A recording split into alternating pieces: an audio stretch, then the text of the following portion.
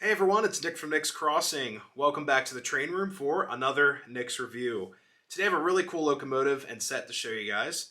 And it's not only one of the oldest pieces of the family's collection, but is actually the first Lionel toy train in the family. So here we go, all aboard. Alright guys, so this locomotive and set of cars has actually been in my family for 3 generations. My great-grandfather, grandfather, and now my dad is the owner of this beautiful locomotive, and that is the Lionel 248. Look at that. Built 1927 to 1931. And these locomotives are really cool. They come in all these different colors. This is the, they call it the red and cream variation. I also have the orange variation that I'm restoring as we speak. Waiting for parts on that one. And these engines were so cool when I was a kid. I was like, man, this is like the goat of the toaster. These are called GE box cab electrics because GE also had box cabs that were diesel electrics, and Ingersoll Rand, as I've heard them both said, they used to make these box cab diesel electrics. They used to call them oil electric engines, which are so cool. I've seen one in my lifetime, like CNJ number 1000 at the B&O Railroad Museum, that's completely restored. But this is an electric box cab. So I actually found 3 railroads online that used box cab electric locomotives going all the way back to 1917.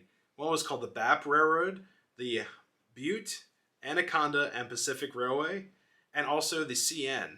Now the CN actually used box cab electric all the way up to 1995. I think it was like 76 years in service, which is like insane.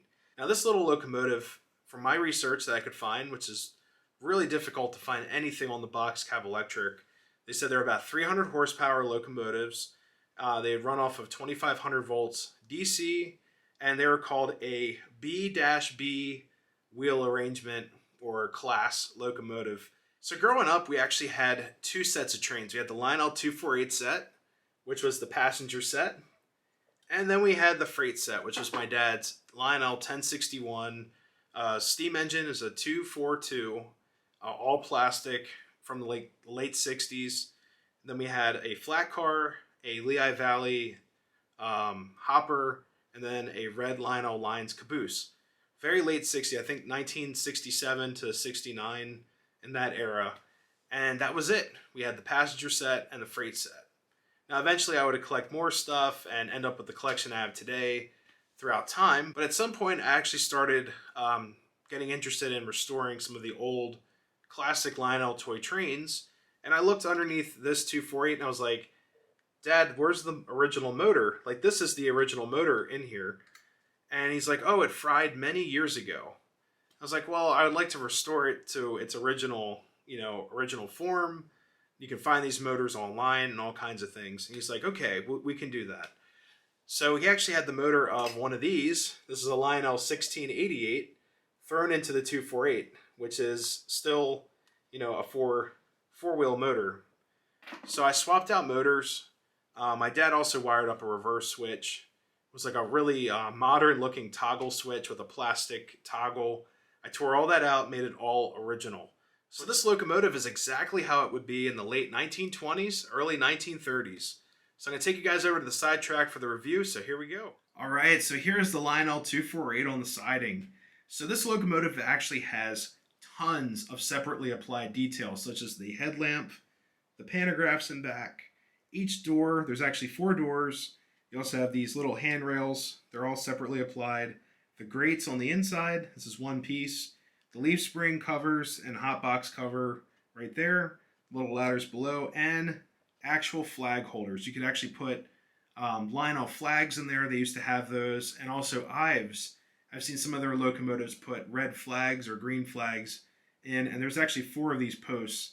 2 on the front, 2 in the rear. I do like the front has this cow catch up front, little plow. And you could put a front coupler in here. But I didn't do that because this locomotive only runs in forward. And that was intended by Lionel. Later on, they would actually develop a reverse switch that was like a disc that would rotate, switch the polarity, and those would be mounted underneath. I forgot to mention before, my dad actually did do some touch-up painting when he was a lot younger. and he kind of regrets it to this day, but it doesn't look that bad. My only problem is when he put it back together, he forgot to reverse these nameplates. So right there, it says Lionel upside down, and the other side also says Lionel upside down. So we can get it to focus here. There it is. So you have 8 upside down 4 and a 2, and Lionel is written upside down. Always thought that was kind of funny. So anyways, we'll push this locomotive back, and I'll bring in the cars that would have come with this set back in the 1920s. We'll start with the basic coach. This is a Pullman coach, number 629, right here. And these are really cool coaches. They remind me of the Strasburg Railroad coaches because of the stained glass paper that they put up top here. And that's just taped in with a piece of masking tape. And you have 629 listed here, Pullman. And my dad did do some detailing here. You can see the springs are painted. The air tank has some like gold fringe on it. And it is missing a hotbox cover, which are easy to find. But this one has one here and not there. Now each car is not lighted or anything like that, but it does feature a rear door, which I thought was cool, and side doors. The next coach, and this is the 630 observation car. And this has, like I said, painted springs, gold fringe, and has the stained glass feature as well. Observation listed underneath. And on the back, here is where the party's at, right there. Right on the back. So cool. So we're going to get the set running in a second. I forgot to mention this earlier, but these cars actually couple with the clasp over pre-war couplers that I'm sure you guys out there love. They're a lot of fun to put together. But the cool thing is with this locomotive and frame, it's actually able to accept Mark's cars or some of the Ives cars with the tab couplers. And I think Lionel might have done that back in the day because they purchased Ives, and from what I heard, they purchased Ives to basically get the patents for the E units, which are your reverse units, to put in their locomotives of the future. So kind of a cool note, but these do hold on quite well.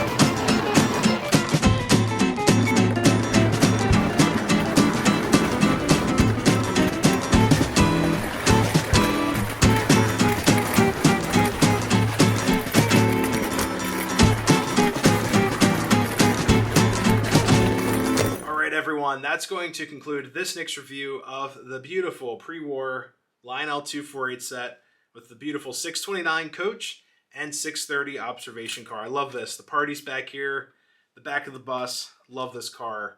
I am working on a refurbished 248, and this locomotive is going to look brand new out of the box, like fresh once it's done. Look how shiny and new it looks. I actually repainted this shell. It was completely destroyed, all rusted. The only thing that was salvageable was the inside. I left that original right there. It's a little bit brighter orange, but this is all just spray paint on here with the primer coat. Looks amazing. Also polished all the brass. So this is what it would have looked like brand new out of the box 90 plus years ago, which is insane. I do have a couple comments about this set.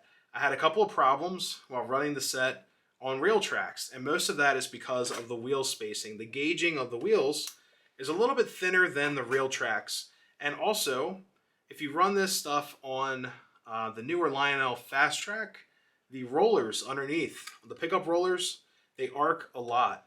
And sometimes the Fast Track does not accept the arcs very nicely, and you get these nice little pit welds in your track. So the best thing to do, if you want to run pre-war locomotives, I highly recommend picking up a cheap loop of tubular track. The old Lionel stuff, it's dirt cheap now.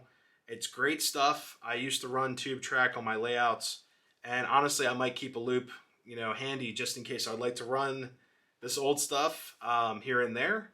But if it messes it up, it's fine. It's inexpensive. You can recycle it. It's good to go. Also, power-wise, running this set with my TMCC Cab 1, the power block I have is the 180 brick. It was actually drawing so much power, the brick would cut out. And that's insane. So if you do run pre-war stuff, and even some post-war stuff, I recommend using an old school conventional ZW, like like the 230 watt, you'll be perfectly fine. You plug it in, you see the lights flash, you know you're doing a good thing. So those are my recommendations for running pre-war locomotives, not messing up your fancy scale track or fast track that's uber expensive, and just having a great time running old school trains. But anyways, everyone, if you're new to the channel, always consider subscribing. Make sure to hit that bell for all so you don't miss railfan content, layout updates, and content just like this. Until next time, everyone, happy railroading. I'll see you next time.